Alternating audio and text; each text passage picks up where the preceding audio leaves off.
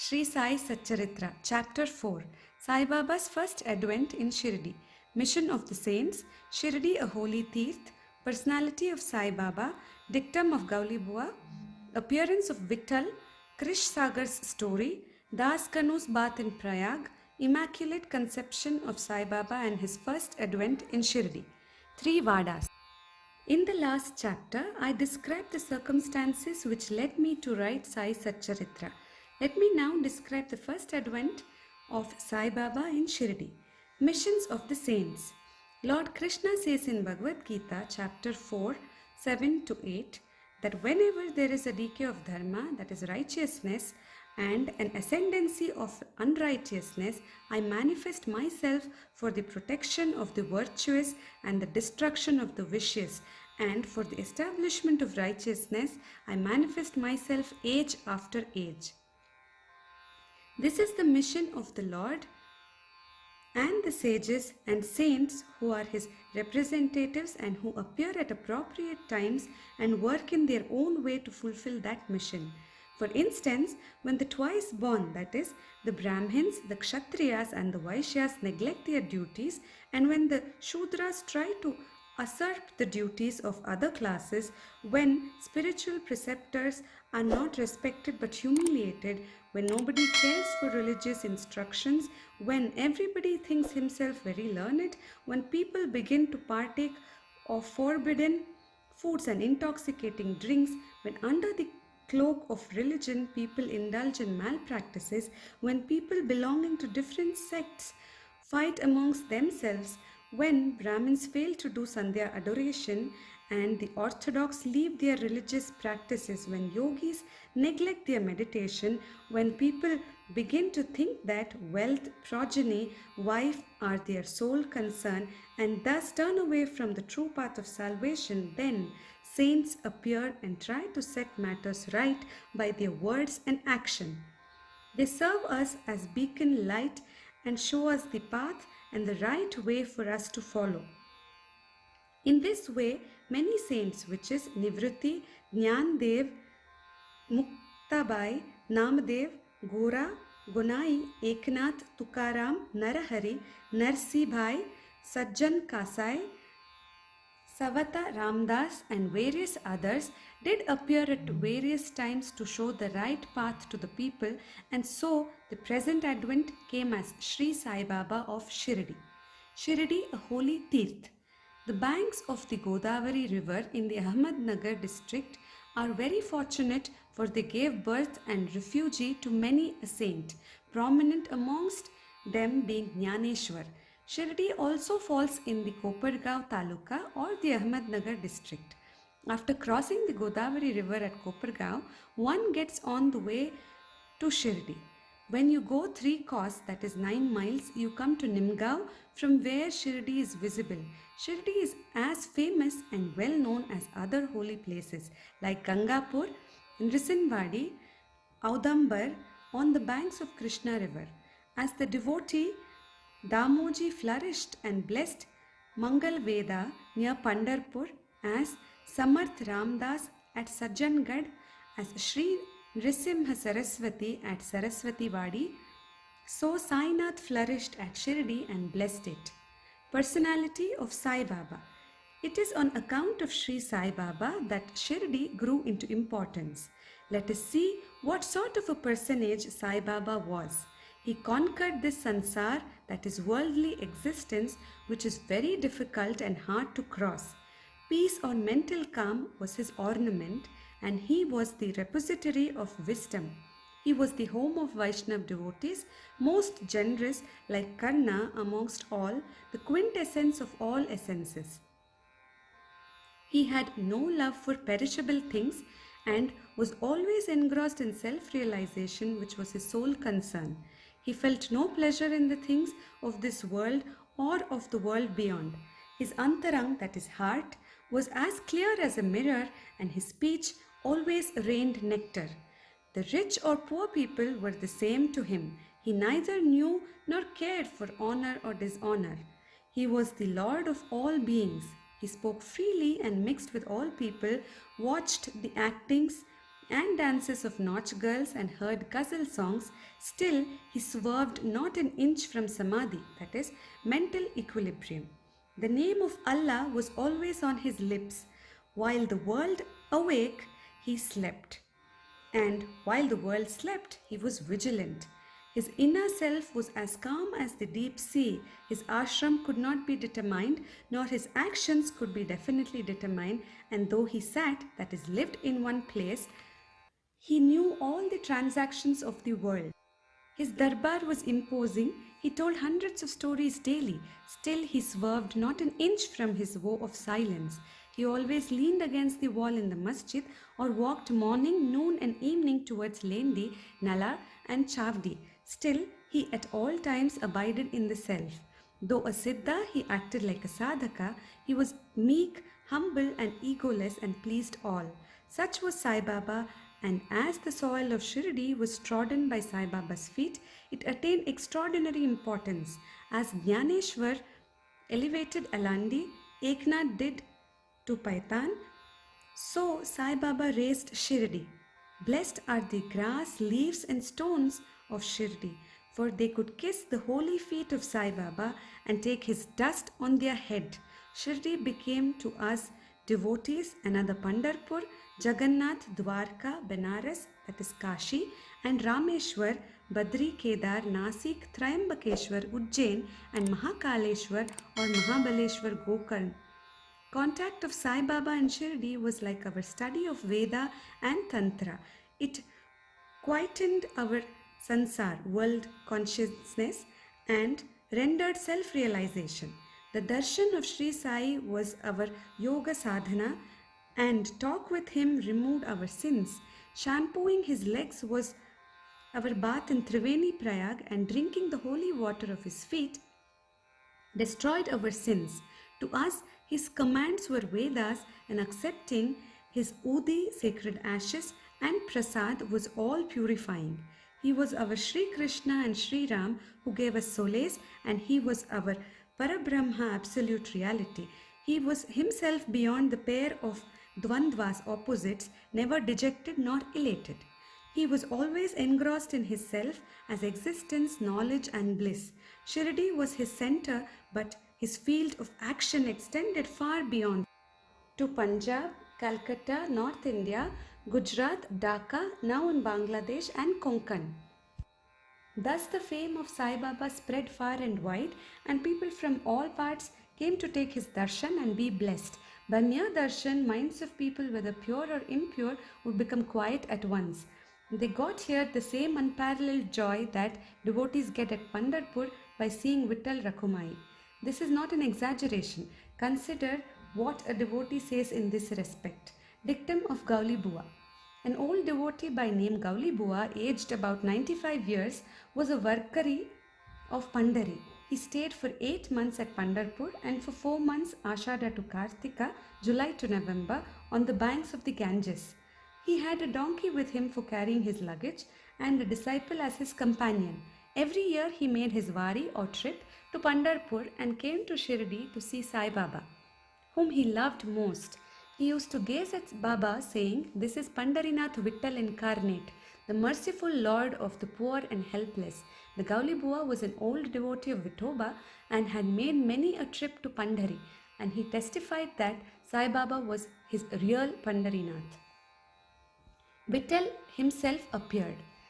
Sai Baba was very fond of remembering and singing God's name. He always uttered Allah Malik, God is Lord, and in his presence made others sing God's name continuously, day and night for all 7 days of the week. This is called Nama Saptaha. Once he had asked Das Ganu Maharaj to do the Nama Saptaha. He replied that he would do it provided he was assured that Vittal would appear at the end of 7th day. Then Baba, placing his hand on his chest, assured him that certainly Vittal would appear, but for that the devotee must be earnest and devout. The Dankapuri Thakur of Dakurnath, the Pandari of Vittal, the Dwarka of Ranchot, Krishna is here, Shirdi. One need not go so far out to see Dwarka. Will Vittal come here from some outside place? He is here. Only when the devotee is bursting with love and devotion, Vittal will manifest himself here, that is Shirdi. After the Saptaha was over, Vittal did manifest himself in the following manner. Kaka Sahib Dikshit was as usual sitting in meditation after his bath. He saw Vittal in a vision. When he went at noon for Baba's darshan, Baba asked him point blank, "Did Vittal Patil come? Did you see him? He's a very taunt fellow. Catch him firmly, otherwise he will escape if you're even a little inattentive." This happened in the morning, and at noon there was another Vittal Darshan. A hawker came there for selling 25 or 30 pictures of Vitoba. This picture exactly tallied with the figure that had appeared in Kaka Sahib's vision. On seeing this and remembering Baba's words, Kaka Sahib Dikshit was much surprised and delighted. He bought one picture of Vitoba and placed it in his shrine of worship. Bhagwant Rao Krish Sagar's story. How fond was Baba for Vittal worship was illustrated in Bhagwant Rao Krish Sagar's story. The father of Bhagwant Rao was a devotee of Vitoba and used to make waris, annual trips to Pandharpur. He also had an image of Vitoba at home, which he worshipped. After his death, the son stopped everything, the wari, the worship and Shraddha ceremony, etc. When Bhagwant Rao came to Shirdi, Baba, on remembering his father, at once said, "His father was my friend, so I dragged him, the son, here. He never offered Naivedya, offering of food, and so he starved Vittal and me. So I brought him here. I shall remonstrate him now and set him to worship." Das Kanu's bath in Prayag. The Hindus think that a bath in the holy Tirth of Prayag, where the Ganga and Yamuna meet, is very meritorious, and thousands of pilgrims go there periodically to have the sacred bath there. Once Das Kanu thought that he should go to Prayag for a bath and come to Baba to get his permission for doing so. Baba replied to him, "It is not necessary to go so far. Our Prayag is here, believe me." Then, wonder of wonders, when Das Kanu placed his head on Baba's feet, out flowed streams of Ganga Yamuna water from both the toes of Baba. Seeing this miracle, Das Kanu was overwhelmed with feelings of love and adoration, and tears filled my eyes. Inwardly, he felt inspired, and his speech burst forth into a song in praise of Baba and his Leelas. Immaculate Conception of Sai Baba and his first advent in Shirdi. Nobody knew the parents, birth, or birthplace of Sai Baba. Many inquiries were made, many questions were put to Baba and others regarding these, but no satisfactory answers or information has been yet obtained. Practically, we know nothing about these matters. Namdev and Kabir were not born like ordinary mortals. They were found as infants in mother of pearls. Namdev being found on the bank Bhimrati river by Gonai, and Kabir on the bank Bhagirathi river by Tamal. Similar was the case with Sai Baba. He first manifested himself as a young lad of 16 years under a neem tree in Shirdi for the sake of bhaktas. Even then, he seemed to be full of knowledge of Brahma. He had no desire for worldly objects, even in dreams. He kicked out Maya, and Mukti, that is deliverance, was serving at his feet. One old woman of Shirdi, the mother of Nana Choptar, described him thus: "This young lad, fair, smart, and very handsome, was first seen under the neem tree, seated in an asan. The people of the village were wonderstruck to see such a young lad practicing hard penance, not minding heat and cold. By day he associated with none. By night he was afraid of nobody. People were wondering and asking whence this young chap had turned up. His form and features were so beautiful that a mere look endeared him to all. He went to nobody's door, always sat near the neem tree. Outwardly he looked very young, but by his action he was really a great soul. He was the embodiment of dispassion and was an enigma to all. One day it so happened that God Khandoba possessed the body of some devotee, and people began to ask him, 'Deva, that is God, you please inquire what blessed father's son is this lad, and whence did he come?' God Khandoba asked them to bring a pickaxe and dig in a particular place. When it was dug, bricks were found underneath a flat stone. When the stone was removed, a corridor was seen in which four samais lights were burning. The corridor led to a cellar where cow-mouthed shaped structures, wooden boards, rosaries were seen. Kandoba said, "This lad practiced penance here for 12 years. Then the people began to question the lad about this. He put them off by telling them that this was his guru's place, his holy watan, and requested them to guard this well. The people then closed the corridor as before, as Ashwata and Audambar trees are held sacred. Baba regarded this neem tree equally sacred and loved it most. Mahalsapati and other Shirdi devotees regarded this site as the resting place, that is Samadhi Sthan of Baba's Guru, and prostrate before it. 3 Vadas. 1. The site with the neem tree and surrounding space was bought by Mr. Harivinayak Sate, and on this site a big building style Sate's Vada was erected. This Vada was the sole resting place for pilgrims who flocked there. A platform was built round the neem tree and lofts with steps were constructed. Under the steps there is a niche facing south and devotees sit on the par, that is the platform, facing north. It is believed that he who burns incense there on Thursday and Friday evenings will by God's grace be happy. This Vada was old and dilapidated and needed repairs. The necessary repairs, additions and alterations have been made now by the Sansthan. Then after some years, another Vada, Dikshit's Vada, was constructed. Kaka Sahib Dikshit, solicitor of Mumbai, had gone to England. He had injured his leg in an accident there. The injury could not be got rid of by any means. Nana Sahib Chandorkar advised him to see Sai Baba. So he went to Sai Baba in 1909 and requested him to cure the lameness of his mind rather than that of his leg. He was so much pleased with the darshan of Sai Baba that he decided to reside in Shirdi. So he built a Vada for himself and other devotees. The foundation of this building was laid on 10/12/1910. On this day, two other important events took place.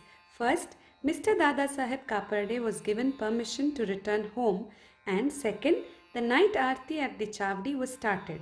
The Vada was completed and was inhabited on the Ram Navami day in 1911 with due rites and formalities. 3. Then another Vada or palatial mansion was put up by the famous millionaire Mr. Booty of Nagpur. A lot of money was spent on this building, but it was all well utilized, as Sai Baba's body is resting in this Vada, which is now called the Samadhi Mandir. The site of this mandir formerly had a garden which was watered and looked after by Baba. 3 Vadas thus came up where there was none formerly. Of these, Sate's Vada was most useful to all in the early days. The story of the garden, which was attended by Sai Baba with the help of Vamantatya, the temporary absence of Sai Baba from Shirdi and his coming again to Shirdi with the marriage party of Chand Patil, the company of Devi Das, Janki Das and Gangagir, Baba's wrestling match with Mohideen Tamboli, residing in the masjid, love of Mr. Dengle and other devotees, and other incidents will be described in the next chapter. Bo to Sri Sai, peace be to all.